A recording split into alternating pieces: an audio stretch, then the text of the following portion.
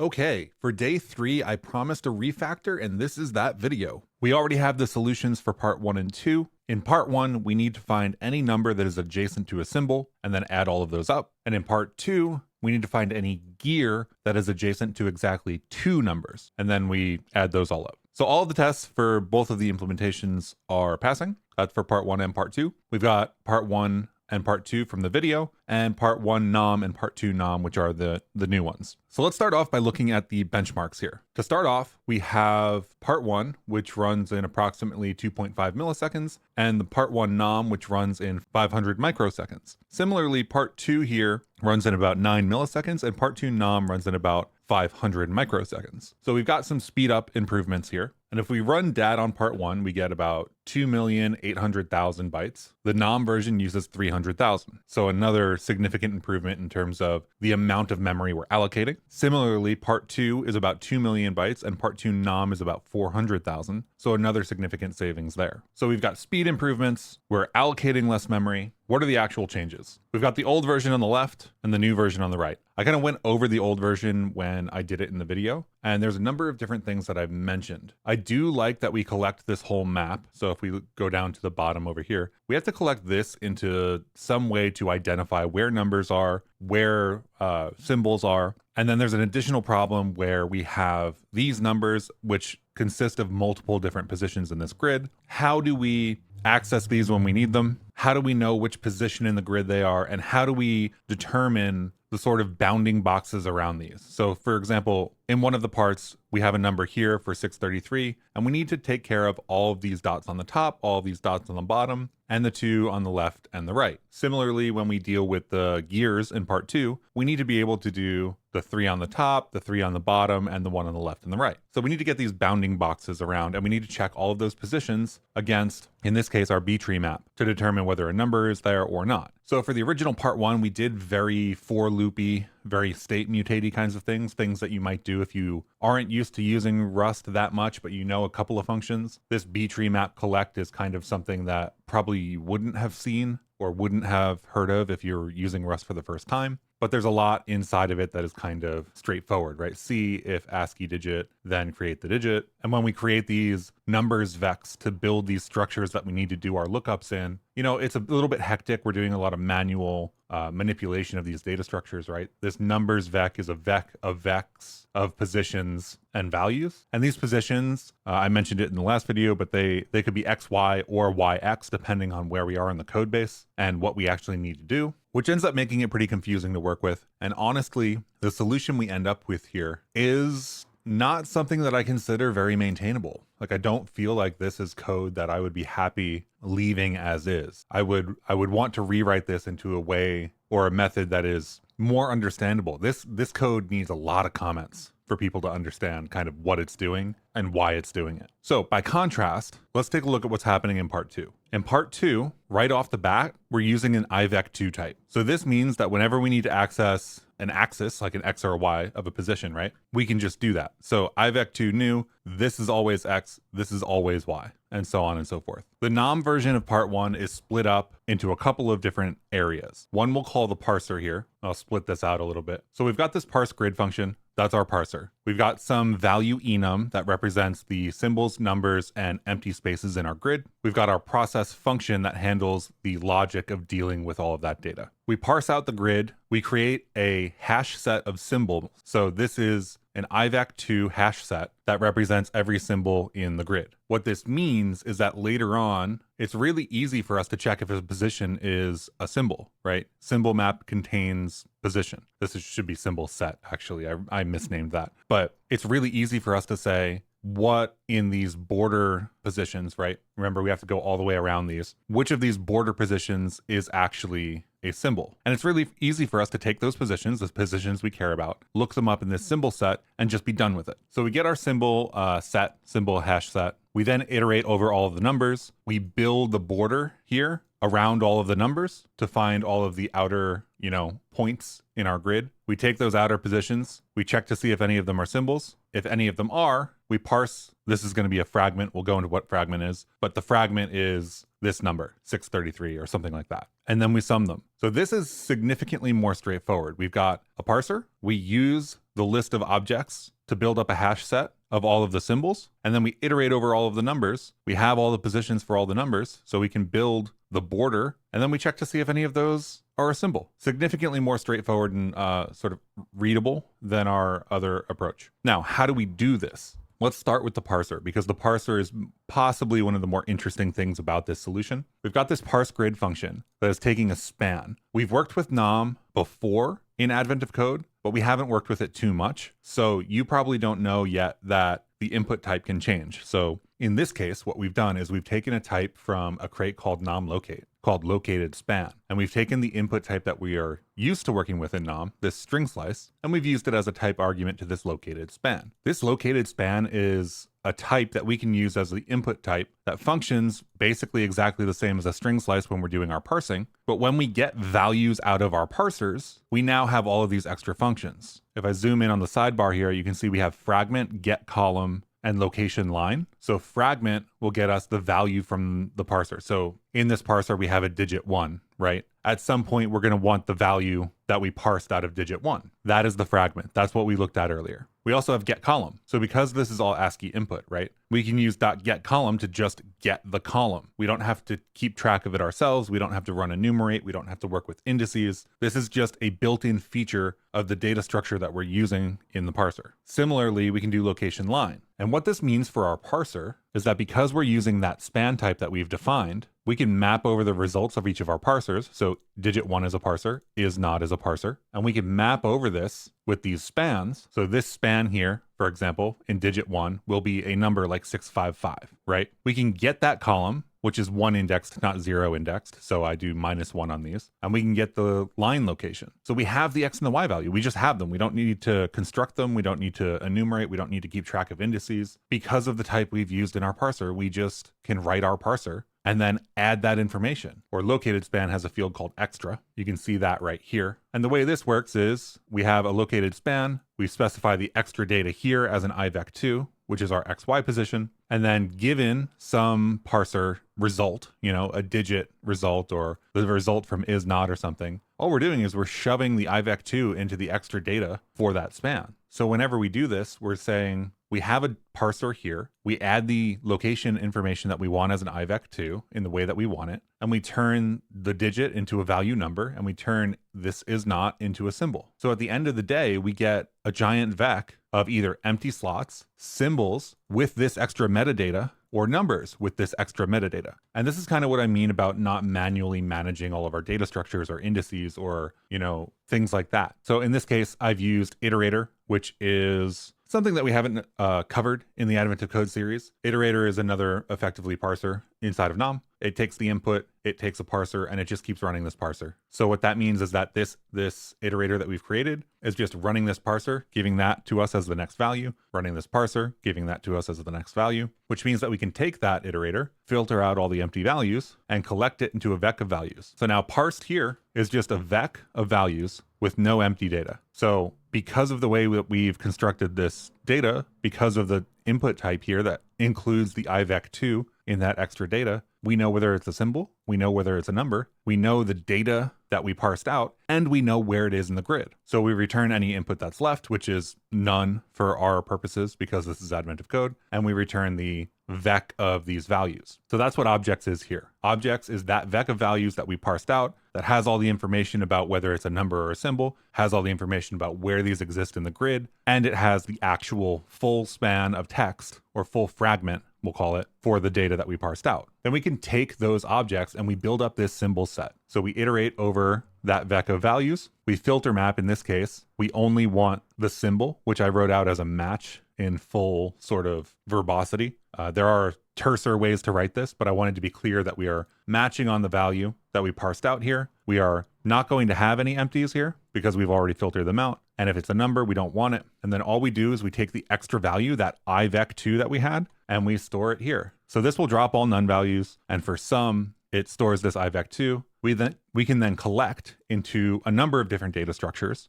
This could be a vec, this could be a hash map, this could be a B-tree map, whatever. In this case, we're doing a hash set of IVEC2s. So this is in standard collection, so it's part of the standard library, and it's basically a hash map where the value is unit. So in this case, what we get is a unique set of these IVEC2s that we can use later to determine if any arbitrary position is in that map. The second part, once we have that hash set, is we need to iterate over all the numbers. For each of the numbers, so these are value numbers, num. Num here, remember, is that located span with the IVEC2 extra data. We construct an array here of surrounding positions. So building the outer positions around this number is a little bit more difficult, or a little bit more not straightforward compared to just building around one item. You can imagine that for, say, just this plus, building 1, 2, 3, 4, 5, 6, 7, 8 positions is significantly easier. We can go x1, y0, x negative, or x1, y negative 1, and so on and so forth. 8 positions every single time. If we do something like 6, 3, 3, we then need the 5 positions on the top, the 5 on the bottom, and the 2 on the left and the right, which is exactly what we're doing here. We're taking the one on the right, which is the number 633, the length of that. And in this case, we're adding the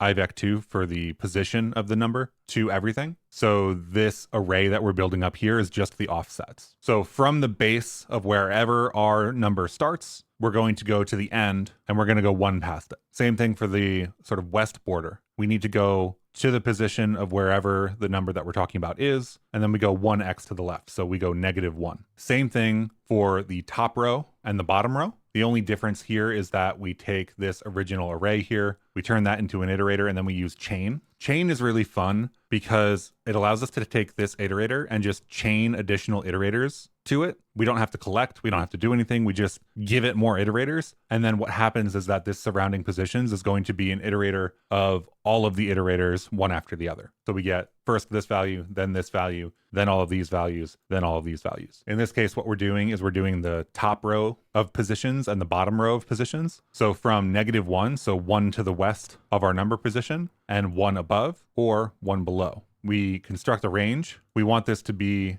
an I32 because those are the numbers that we're using in our IVEC. So I cast this length, which otherwise would be a U size, as an I32. We map over all of the values in this range, and we create each X offset that we need above and below the number. We map over all of those offsets and add our number's base position, and we collect that into an IVEC2 because I felt like that was easier. Or we collect into a VEC of IVEC2s, sorry. So now surrounding positions is all of those positions around our number that we need to check. So for all of the positions we need to check, if any of them are a symbol, or if any of them exist in the symbol set, that's going to return true. Then we're going to use then sum to turn that into an option type. We're going to get the fragment, so we're going to get the number 633 from this. We're going to parse that as a U32. We're going to expect that to be a valid number because it should be, because we parsed numbers at the beginning and we know it will be. Any value that's none, because we're using filter map, will get filtered out. So if it's not a number, or if it's false for any reason here, then we sum that into a U32 and we return the result as a string. So to me, this is very, very much more maintainable. This is very, very much more like we can make decisions now about whether this should be a hash set, a hash map, or something else. We can make decisions about how we're building sort of the border elements, and the logic we need to actually check is only a couple of lines, right? We take once we get all the positions that we need to check, we check them,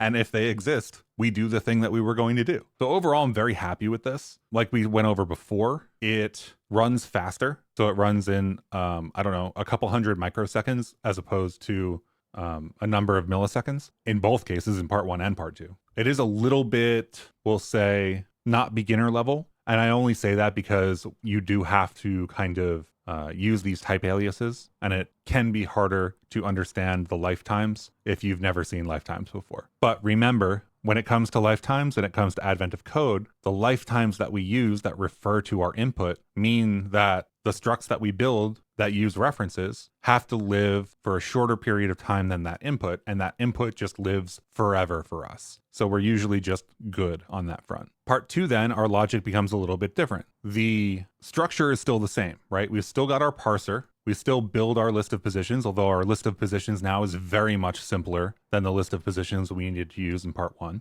We do the same kind of build up some structure that we're going to look into, and then we need to iterate over all of the other elements and do some check. So the structure of this code is very much more regular. There's a parser, we build up any structures we need to use to do access, and then we write our logic to check for those things. Now there's a difference in this parser. In the other parser we used is not here on line 39. So here is not in part 1. In part 2, we are looking specifically for stars, not just any symbol. So we ignore all of the other symbols and we say that we are only going to work with symbols that are star. We don't really need to change anything else. This parser still just works because the interface that we're using with the rest of the program is still the same. We still have empty, symbol, and number. So we run that parse grid, we get those objects, and then we build up a number map. For part 2, what we actually need to do is check to see if a star is bordered by exactly 2 numbers. So instead of having a hash set for symbols, we need a hash map for numbers. And this hash map is going to include the position as the key, the IVEC2, as well as an ID to make sure that we can deduplicate this later, and the fragment, which is the number itself. So we need that number later so that we can turn it into a number and multiply it with something else. So that's why we use a hash map here, because when we want to do the lookup, we want to get that value back so we can do something with it rather than just checking for existence. So building up our number map becomes a filter map where we take the numbers, and in this case, I'm building a tuple here. So all of these nuns will drop out after this filter map, and this sum will get unwrapped. So we'll end up with a tuple where we get the IVEC2, the number fragment, so 633 or something. And in this case, I'm using the location offset, so its position in the input string as an ID, because that uniquely identifies every number that we parsed out. We then flat map here. In this case, the big twist is that we only have an IVEC2 for where our number starts. We don't have an IVEC2 for every position of every number, or every individual digit, that is. So what we need to do is we need to build the IVEC2s for those individual digits, which we can do by doing IVEC2.x. See that we're doing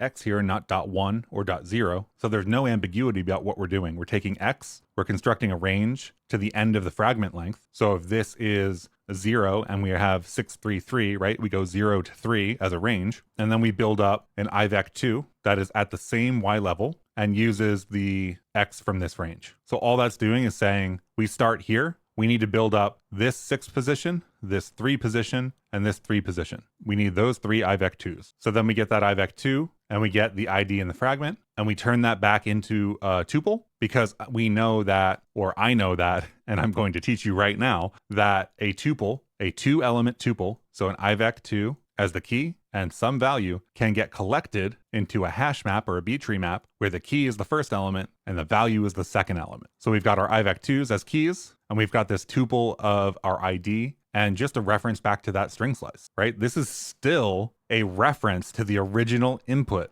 That's why it's a double reference here. So after we build up that hash map, right, we need to iterate over the symbols. We need to take the positions around that star and add the offsets to the IVEC2 that determines where our star is. We filter map using numbermap.get, right? If we get a number, then we have something to check. If we don't get a number, then we don't have anything to check. So filter map will drop everything that doesn't count as a number. We unique this because it's conceivable that this filter map or this get, right, with all of these positions could return an entry for 6, an entry for 3, and an entry for 3 for a number 633, right? That's why we kept the IDs earlier, because this fragment, right, if we have 2 numbers and both of those numbers are the number 15, then they are the same 15 if they are in the same place in our input. If they are in different places in our input, then they represent 2 different number 15s that are touching our gear. That's why we have this ID here, so that we can run unique right there, because we can run unique on a tuple like this, or a list of tuples like this, which means that at this point, what we have is the list of all numbers that are touching this gear. So we map over those, we parse out the fragments, so we just have the numbers now, and we collect those into a vec of I32s. So this is going to be something like a vec of a single number, a vec of 2 numbers, a vec of 3 numbers, whatever it is, however many are touching. That becomes matching numbers. So if matching numbers.length is 2,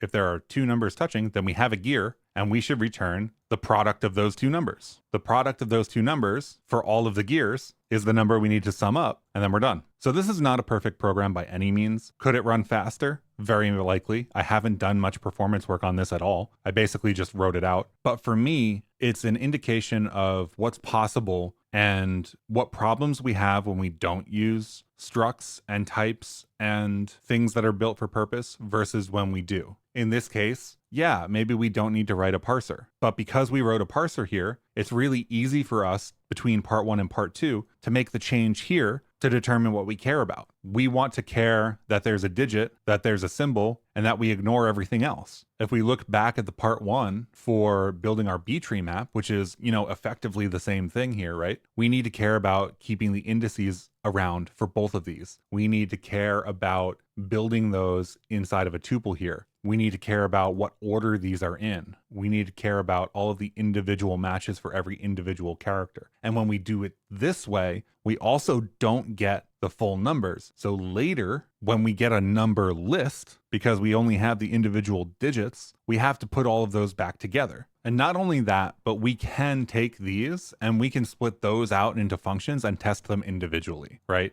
And we get to focus on writing the parser to identify the pieces of our input that we actually care about and not manually keeping bookkeeping for the indices and the locations, which I think is much better. Now, obviously, there are things I can do to this program to immediately make it better, like this span right here. I could just do that, and we don't need to write the additional function. I'm sure there's a couple of things like that I can do. There's almost certainly performance work that we can do here, but overall, I'm very happy with it. It's a huge improvement over part 1, and I think it's a significantly more maintainable program. And I hope now you have a little bit more of an understanding why I approach these problems in the way that I do. They may look a little bit more verbose, but I definitely lean towards writing things as I would write them for production software, as opposed to writing the most concise code that I can possibly write. So that's it for today. I will see you quite soon, actually, for day number 4. So have a great rest of your day, and I'll see you in the next one.